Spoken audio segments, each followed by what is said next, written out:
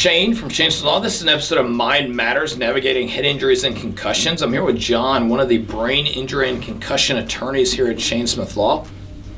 For all of our listeners, if you can hit like and subscribe to see future episodes of Mind Matters, we'd appreciate it. John, what are we talking about today here? So Shane, thank you for the introduction. We're going to be talking about some of the long-term effects that we see our clients diagnosed with brain injuries experience and suffer. And it's really a focus on how TBIs can lead to long-term hurdles and cognitive impairments. So what's the timeline we're looking at here? When does sort of long-term begin and when is short-term? So the latest and greatest studies from some of the specialists that we see present that are kind of the nation's leaders in brain injuries say that after about 6 months, if those brain injury symptoms have not gone away, unfortunately they are probably permanent. So you're stuck with it. So 6 months is a pretty clear marker. If you're not better by 6 months, you got problems. You have problems, and they are, to be clear, not curable. Brain injuries and brain injury symptoms that pass that mark are not curable. They are treatable.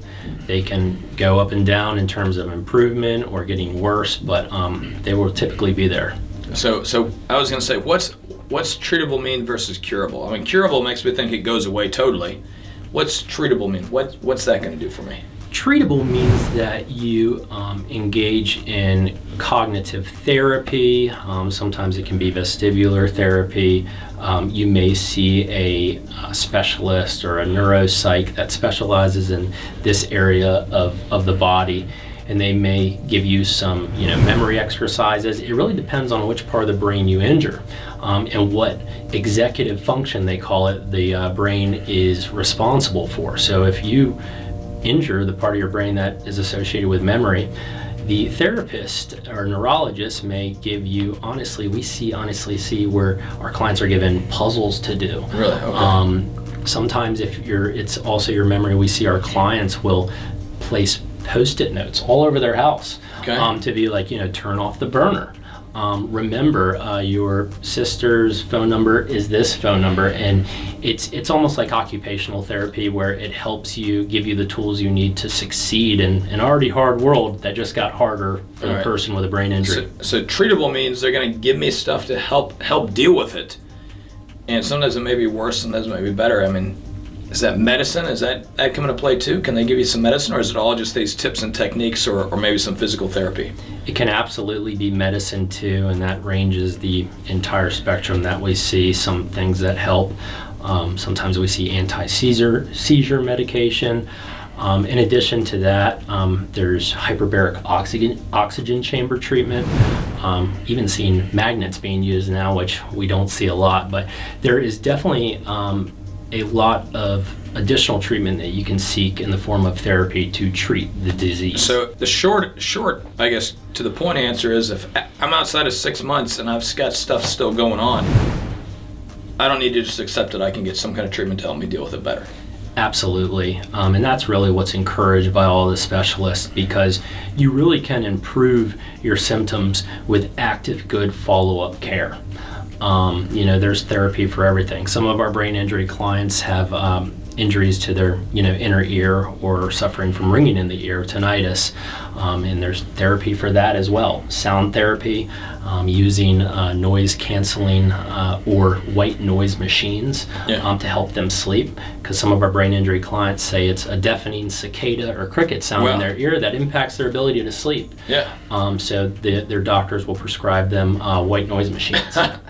Simple solutions. I was going to say, it makes me laugh just because my wife and kid like white noise and have for years, but to think that I can get a prescription for one, But I mean, if you don't know though, and nobody tells you, hey, do this coping mechanism, right? You don't know unless you just try to figure it out yourself. Absolutely. And figuring stuff out on your own with a brain injury is very difficult, because your organizational skills are sometimes reduced, your memory is reduced, you miss appointments. A lot of people, and this is the saddest part, Shane, honestly, about brain injuries, is that They don't always make the best patients or therapy candidates because they either forget about appointments or don't want to do the appointments, or they're suffering from depression from the brain injury, so it's hard to get out of bed to go do the appointments. So compliance is a real issue, and unfortunately all that does is make their life even harder because they're not doing the therapy. So this is where we beg family and friends and spouses to really step up to the plate and help them if they are lucky enough to have that sort of safety net. I was going to say, I personally have known clients with a brain injury, and it affected their emotional aspect. And I talked to a doctor who's not a brain injury doctor. He was a regular doctor trying to help this person. He said, I don't want to see him anymore. He's a psycho. He yells and screams at my staff. He does all this kind of stuff. He goes, he didn't used to be this way. This is like you say, one of the issues of dealing with brain injured people, right? They're very emotional sometimes. Absolutely. If you want to work and thrive in this space and help people, patience has got to be your best friend. Yeah. Because for that exact story that you just shared, anyone that works in this space has, just as many stories to share about how difficult it can be sometimes. Because from the perspective of a brain injured client, they don't understand why stuff is not the same. Okay. And that's so often why we have to reach out to family and friends and really get to know our clients so that we can kind of see how they were before the accident and how they were after the accident. And sometimes the client who has the brain injury cannot tell us that directly, or is not what we call a reliable narrator of their own condition or story. So we have to reach out to the spouse to understand just how different they are. And I know that's one of the things we've done for a long time when we suspected brain injury is, send one of our forms to the client, but then we try to send another one to a family member or friend to see what they say, because like you say, sometimes they don't know, or they get mad and just throw it, wad up and throw it away. They don't want to cooperate, or it makes them sad to think about how things are different, I guess. Absolutely, yeah, because you sending the forms to multiple people, it's really the only way sometimes we can get the full picture. And I can't tell you the number of times where we're talking to somebody and they say, well, my spouse wants to talk to you, and the spouse gets on and tells a totally different story of what's going on with the person. Right, absolutely. I've seen that so many times throughout my career dealing with these types of cases. It's like a night and day situation when you talk to someone close to them versus their account of what's happening. So what are some of the other long-term symptoms we should be looking for? Absolutely. So we see, besides the memory issues, we're also now seeing issues with attention deficits, general cognitive impairment. Also, there's quite a few, and this is kind of the scary one, there's quite a few studies out there now showing, and pretty reliable too, on a sample size, showing that if you have sustained a concussion or a brain injury, you are 2 to 4 times more likely to develop early onset Alzheimer's and dementia. So, when we ask for very large amounts of money to compensate our clients, it's because we have to keep all these things in mind. It's not just their medical bills, it's what they're going to face in the future. I mean, can you put a price on losing your consciousness and your memories and everything, all the terrible things that come with dementia and Alzheimer's, which is a lot of people's worst fear. Right, yeah.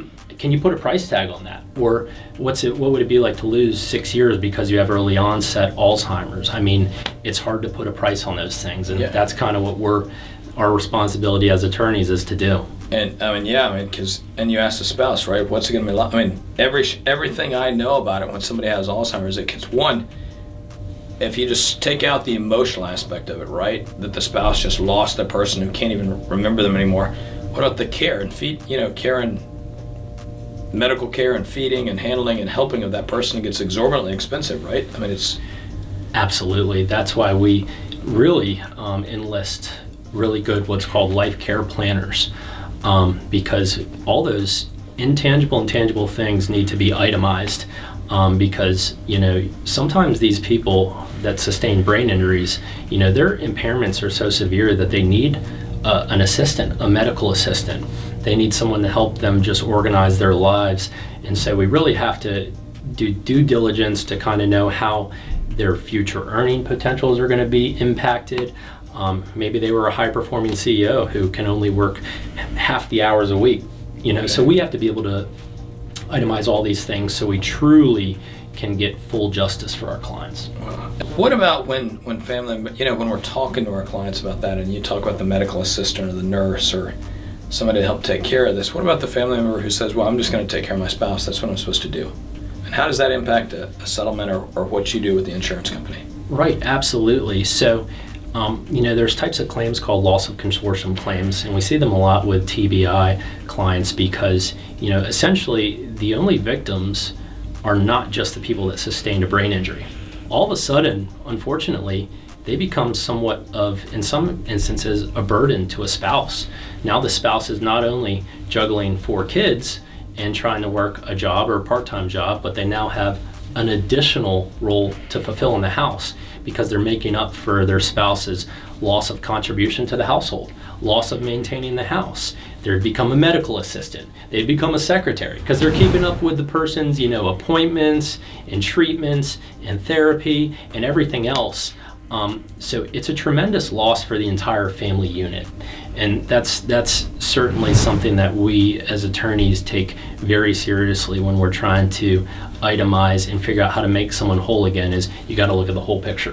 So what would you tell our listeners that they should be looking out for after that 6-month mark? What are the key things to be looking out for? Absolutely. So I mentioned kind of attention deficit disorders. There's now studies where they looked at about 12,000 plus minor children who had sustained brain injuries and saw a huge uptick in the development of ADHD from a brain injury. So that's one thing. Minor TBIs are harder sometimes to document and know the extent of, but at least in minors, you can look for things like inattentiveness and ADHD, and then of course dealing with that from a medical standpoint is going to be the appropriate path there.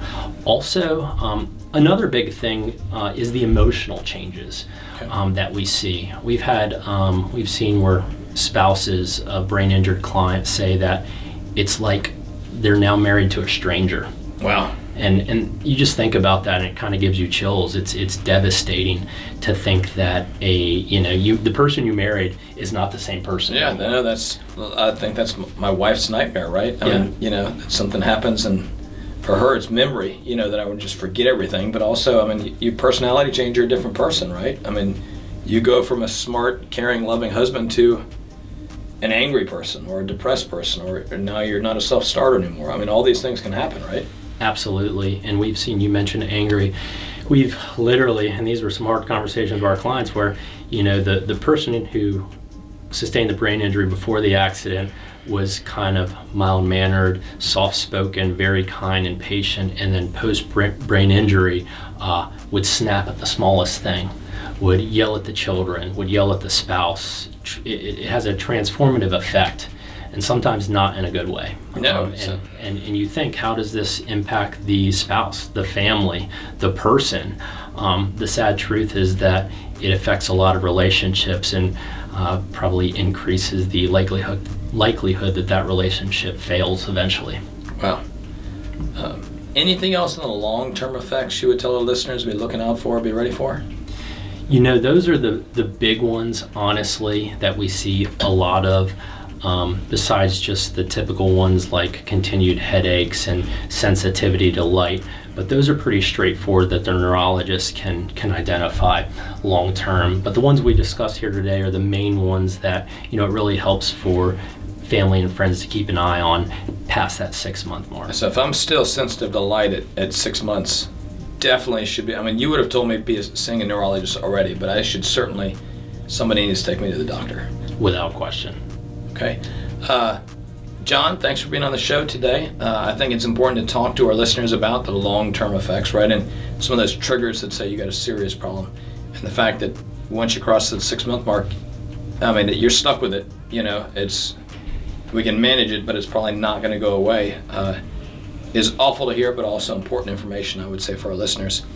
For our listeners out there, if you like navigating head injuries and concussions, hit like and subscribe down below and hit the bell for notifications for our next podcast update. And remember, if you're in pain, call Shane, 980-999-9999. And if you've got a head injury question or you've been in a car accident, you suffered a head injury, John would love to talk to you and see if he can help. In pain, so I call Shane. 999999999. In pain, call Shane.